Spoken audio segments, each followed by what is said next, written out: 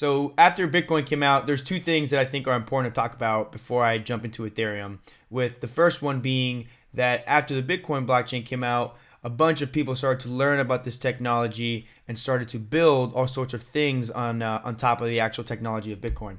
So a cool example is this game called Satoshi Dice, where you basically used the Bitcoin blockchain transaction to make a bet, and a random generator would basically either give you some Bitcoin as a reward, or you would lose the Bitcoin that you initiated the transaction with. So it was like a gambling game, right, where you basically had a dice roll of having a chance to win some Bitcoin. And this made a bunch of people get on the Bitcoin blockchain to play this betting game. But the cool thing was that people kept on tinkering with the Bitcoin blockchain to see what kind of cool stuff they could come up with. And Namecoin is another application that was built on top of Bitcoin that essentially allowed you to own some Bitcoins and give them a name. So that it represented its own new unique currency that was backed by Bitcoin. And I think a good analogy to tokens on the Bitcoin blockchain could be to compare casino chips, where when you go into a casino, you provide some US dollars in cash, and in return, you get this new casino chips currency. And when you go back to the teller, who's basically facilitating the issuance of these chips that are backed by US dollars, you're able to redeem them for the cash that you provided.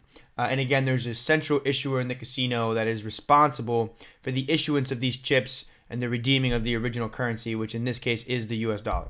So you do the same with these tokens, where you could create maybe 10 new tokens on the Bitcoin blockchain that were backed by this one Bitcoin. And because the Bitcoin can be subdivided and transferred by the Bitcoin blockchain, it is able to serve as this automated central issuer that is basically handling the transferring and the redeeming of these tokens. And it's using the Bitcoin blockchain as this automated issuer. And you could always verify the tokens by looking up on the blockchain ledger, on the Bitcoin ledger, and see who the owners of these named Bitcoins are.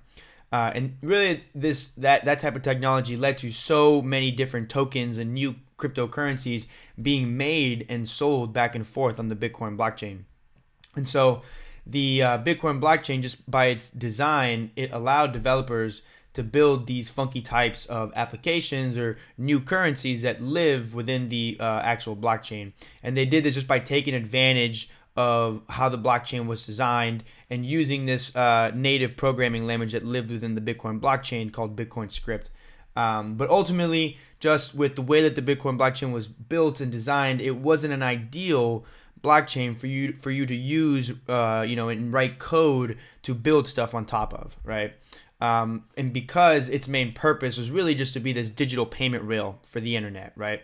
And so as people started building different things on top of Bitcoin, and more people started to actually plug into this monetary network, there were big time traffic jams, and the network just started getting extremely clogged, and it caused transactions to be either really, really slow or really expensive.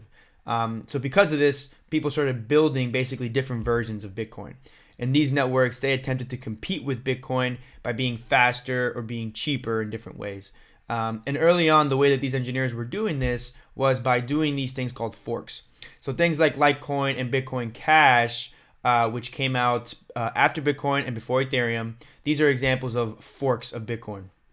And a fork of a blockchain is basically a split in the blockchain network. So if you look here, the blockchain was originally in this light red color. And with a fork, we say that there's now some change that occurs that essentially causes these two chains to be created, right? So it makes a fork in the original chain.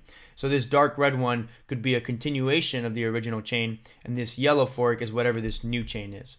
And that's exactly what Litecoin is. Litecoin is the same underlying code as the Bitcoin blockchain, but they say, hey, let's change up some of the rules that us miners are using to agree on for maintaining this ledger, and we're going to operate under these new sets of rules.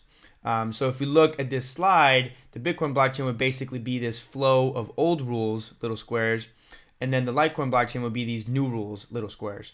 And after the fork, the blockchains would then just operate completely separately, right? They have their own set of miners who are now agreeing to their own set of rules on, how they're adding blocks to this blockchain. And the old Bitcoin blockchain would just keep going. And so I think of these other new blockchains that came out as essentially being competing monetary networks, right? Litecoin was a Bitcoin fork, but they had some minor differences since they wanted to be a faster and cheaper network. Bitcoin Cash, same code as the original Bitcoin blockchain, but they say, hey, we're going to make the size of each block bigger so that we can fit more transactions in each block. And this just, they did this so that the network just doesn't get as clogged, so things can stay fast and cheap. And although these are new monetary networks, right, like different blockchains, the actual blockchain design was really not changing much, right? So to recap, after Bitcoin came out, not only were people, making these forks of Bitcoin, but the people were also using the blockchain to build all these types of interesting applications.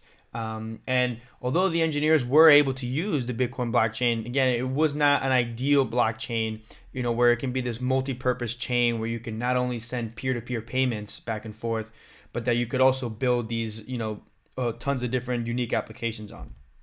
So what was really missing was something that would actually make the building of applications on a blockchain very simple. And not only very simple, but then also giving developers a lot of freedom when designing and building, since the Bitcoin blockchain was actually kind of limiting developers in many ways.